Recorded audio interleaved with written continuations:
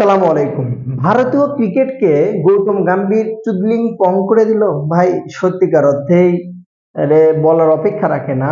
ভারতীয় ক্রিকেটে টানা 15 বছরের ইতিহাসে কখনো আপনি হয়তো দেখেননি ঘরের মাঠে 404 রানে বা 408 রানে হেরেছে, বা এরকম আপনি দেখেন নাই যে হয় টস হয়েছে।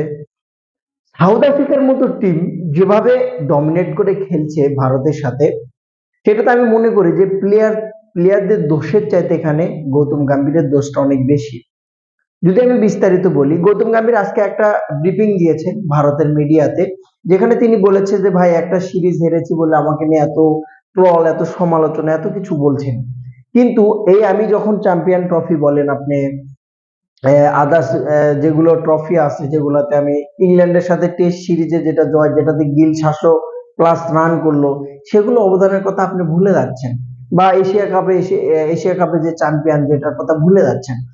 গাম্ভীর সাহেবের কথা বলি, সেটা হচ্ছে এশিয়া কাপে যে চ্যাম্পিয়নটা আপনারা হয়েছেন, এশিয়া কাপে যে আপনারা ট্রফিটা পাইছেন, সেখানে কিন্তু আপনার নাম একবারও রোহিত শর্মা নেয় নাই। কিসের জন্য নেয় না জানেন?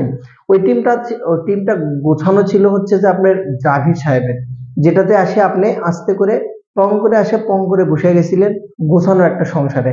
আজকে প্রথমে যে কাজটা আপনি করেছেন, যে রোহিত শর্মা এবং বিরাট কোহলিকে টেস্ট থেকে সরানো, যেটা আপনার জীবনের সবচাইতে বড় ভুল, সবচাইতে বড় ভুল। ঘাউরুমি করে কখনো কোনোদিন ক্রিকেটারের কোচ হওয়া যায় না, যদি আপনার ভেতরে ভালোবাসা, লাভ, পেয়ার যদি না থাকে। ইন্ডিয়া এমন একটা টিম, টেস্ট বলেন, টি-20 বলেন, ওয়ানডে বলেন, যেখানে সর্বোচ্চ 3 ফরম্যাটে 1 নম্বর হওয়ার যোগ্যতা তারা রাখে। এবং তাদের কাছে এমন এমন কিছু প্লেয়ার আছে যাদেরকে 2টা টেস্ট টিম সাজানো যাবে, 2টা টি-20 টিম সাজানো যাবে, 2টা ওয়ানডে সাজানো যাবে।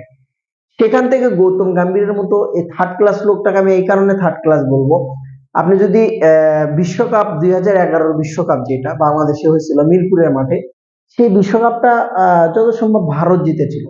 এবং সেখানে আমি মনে করি ক্রেডিট যুবরাজ সিং এর ছিল।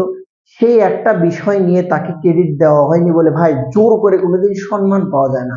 রেসপেক্ট বাটনটা না, রেসপেক্ট যেটা, সম্মান যেটা কারোর জন্য যদি আসে, মন থেকে অটোমেটিকলি আসতে হবে। তাছাড়া কোনোদিন সম্মান আপনি জোর করে পাবেন না। তো গৌতম গম্ভীর সাহেব জোর করে সম্মান চাই। জীবনে সবচেয়ে বড় ভুল যে রোহিত শর্মা আজকে টি-20 বিশ্বকাপে, যেখানে রোহিত শর্মা ব্র্যান্ড অ্যাম্বাসেডর হয়েছে, যেখানে যাবে, তো সেখানে কিন্তু সে এই বিশ্বকাপটা প্লেয়ার হয়ে যেতে পারতো, খেলতে পারতো। শুধু গৌতম গম্ভীরের ছ্যাঁচড়ামি, নোংরামি, ঘাউরমির জন্য, চুদলিং পঙ্গের জন্য, শুধুমাত্র বিরাট কোহলি এবং রোহিত শর্মাকে টেস্ট থেকে বাদ দেওয়ার পরে আজকে ফল দেখেন। জাদেজা কষ্ট করেছে। আপনি টেস্টের যে স্কোর বোর্ডটা, এটা আমি বলার আগে আমি ওটা মাইনাসই করলাম। কোচ যদি এখানে ঠিকঠাক ভূমিকা পালন করতো, ভালো প্লেয়ার সিলেকশন করতো, অবশ্যই এরকম হতো না।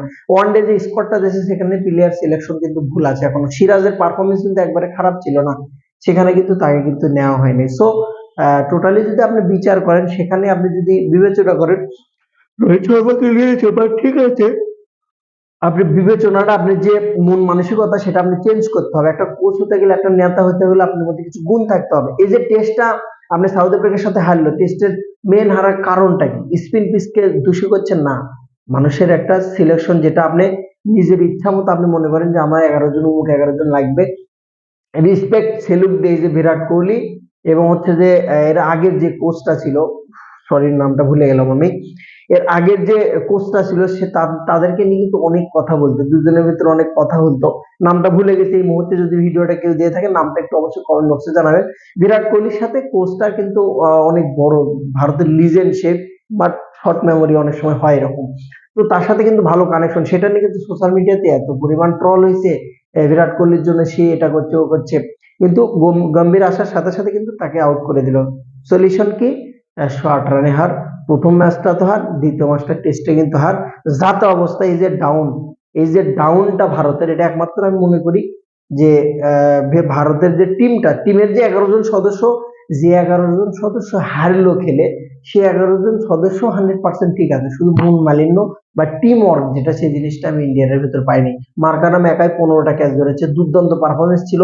এবং সাউথ আফ্রিকা সত্যিকার অর্থে ভালো পারফরমেন্স করেছে, চোখে চোখ রেখে খেলে তারা দেখিয়েছে আমরা খেলতে পারি। বাট ইন্ডিয়ার ঘরের সংসারে আগুন থাকলে আপনি কখনোই আগাতে পারবেন না, যেটা কিন্তু গৌতম গাম্ভীরকে না হটানো পর্যন্ত, না সরানো পর্যন্ত ইন্ডিয়া ক্রিকেটার গোছানো সম্ভব নয়। দেখেন বাদ বাকি আপনাদের মতামত, আমি আমার বক্তব্য পেশ করলাম। ভালো থাকুন। যদি ভিডিওটি ভালো লাগে অবশ্যই সাবস্ক্রাইব করুন। আসসালামু আলাইকুম।